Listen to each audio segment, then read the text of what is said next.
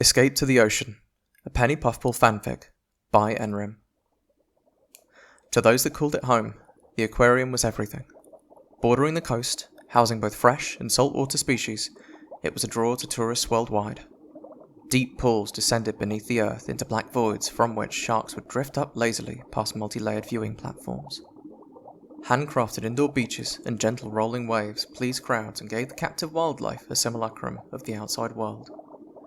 The place was famous for its extravagant set pieces and world-class guest experience. Attendees would be stunned by the jaw-dropping tour around the premises, and then wined, dined, and entertained by live performances surrounded by some of the rarest and most vibrant species of aquatic life in the world.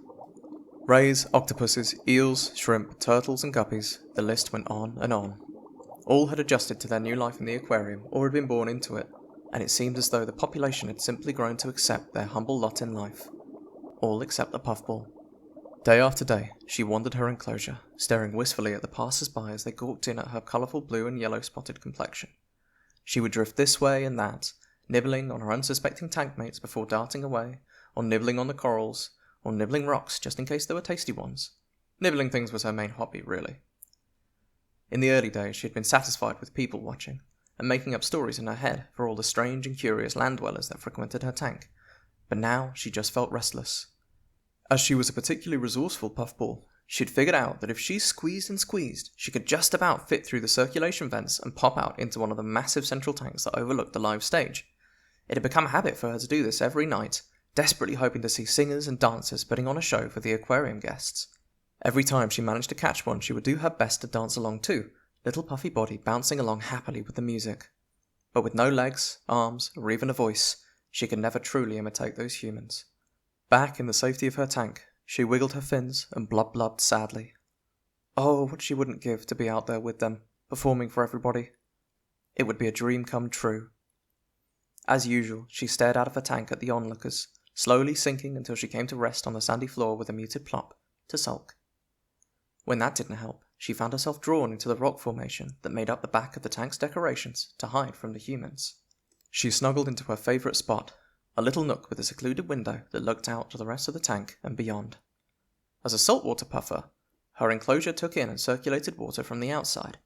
The puffball had been in the aquarium for as long as she could recall, but older, wiser fish told tales of the magical ocean that the waters she swam in originated from, where fish were free to roam where they chose, could make friends with everyone, and could chase their dreams.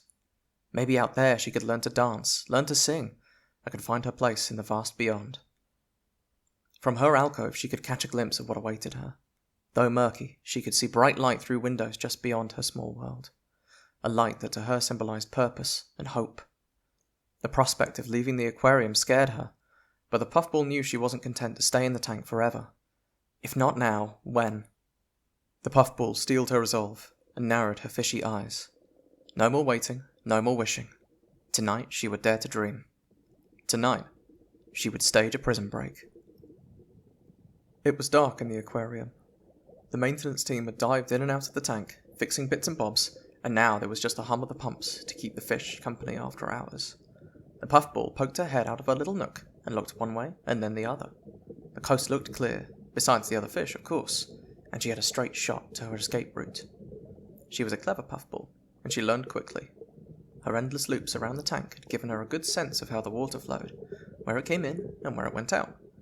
And her observations of the maintenance divers only confirmed this.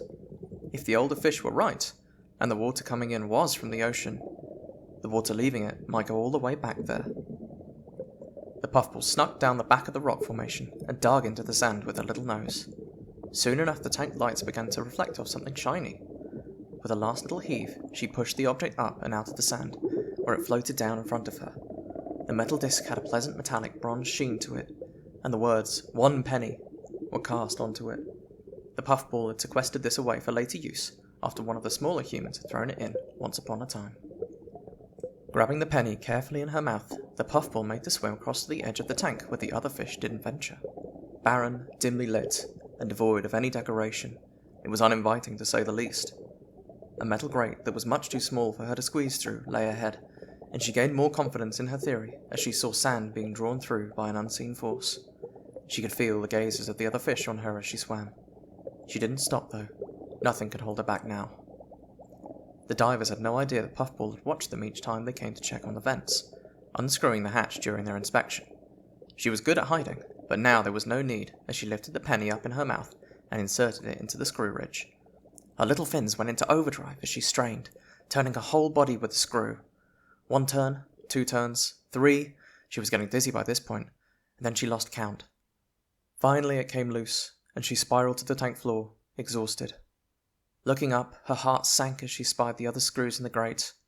She gulped, gathered her strength, and picked up the penny to go on to the next one. Again she turned, and again the screw loosened, and this time she kept going, screw after screw descending onto the sandy floor below, until finally the grate came loose, falling under its own weight. The Puffball had to duck back to avoid getting bonked. She wasn't sure how much time had passed, but she ached all over from the strain.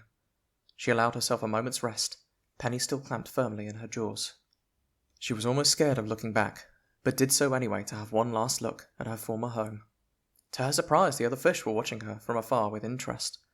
She stared back, nervous, but she could sense something from them.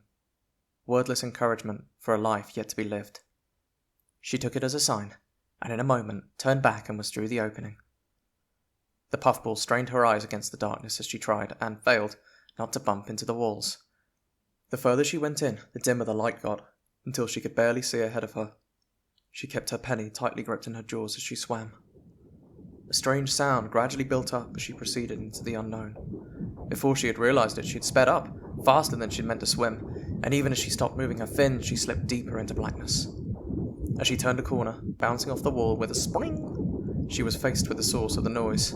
Spinning pump blades rapidly approached her, or rather, she was approaching them with alarming speed as she was sucked in. Desperately, she turned around and flapped her fins as hard as they would go. Try as she might, she couldn't get away, the water drawn by the impellers dragging her back no matter how hard she pushed.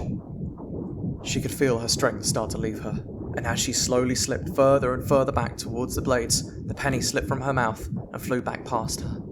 The Puffball heard a loud clang, and the force suddenly dissipated. She turned around wearily to find the impellers jammed, one of the blades wedged up against something. Her lucky penny. Without a second thought, she darted down the pipe and through the blades just in time before they dislodged and buffeted her with renewed power. As she rolled over and over, now thankfully the other side of that death trap, she couldn't help but feel incredibly thankful for her penny, now gone to the void. On and on she tumbled, disoriented with every twist and turn the pipework took. Just when the Puffball thought she'd be sick, she was ejected from the darkness and unceremoniously flung into the light. She span dazed through the air, coming to rest on the surface of a pool. The Puffball sighed with relief. However, her respite was short-lived. She heard the rush of moving water, and lifting her head, brought her the sight of what looked like the edge of a waterfall. She tried to swim, but her fins didn't respond properly, and soon enough she found herself once again tumbling down to dark waters beneath. Instinctively, she sucked in air and puffed herself up, bouncing off the surface of the water and cushioning her fall. The water had formed a whirlpool, and again she was drawn down into its depths, and through further dark and murky tunnels. She squeezed her eyes shut, praying for the ride to be over, just as light peeked through in the distance of the watery vortex, and she was rushed towards it. Finally, she popped out with the seawater discharge, landing with a splash into the ocean, just as the night had started to give way to the day. For a time, the Puffball looked up at the dawn light filtering through the water above her. She felt as though she couldn't move, but the rays of sunlight felt good on her body as it illuminated her. Thoughts rose in her mind and came to her unbidden, driven by the will that had ignited within her during her escape. If only I could be a lucky penny too, for someone out there. She held on to that thought, wishing it with all her heart. If she could be anything she chose out here in this wide, incredible world, a penny to bring joy and good luck to others would be wonderful. As the fatigue took her and she slipped into unconsciousness, she could sense a warmth inside her body, as if the light itself was within her. The sun beat down on the shoreline. The sand was hot to the touch at first, yet over time became a dull heat that was pleasant against the skin. Seashells and little starfish lined the sand and basked in the beautiful weather. A girl lay asleep on the border between land and sea. The waves lapped over her as she rested, and little crabs and fish nudged her inquisitively. All of a sudden, she stirred in her slumber. The aquatic wildlife scurried away as the girl shifted and moved to get up. As she stood, she seemed to take the tide and beach with her, cloaking her and taking form around her body. Penny looked at the ocean, wind ruffling her hair, and she beamed with excitement.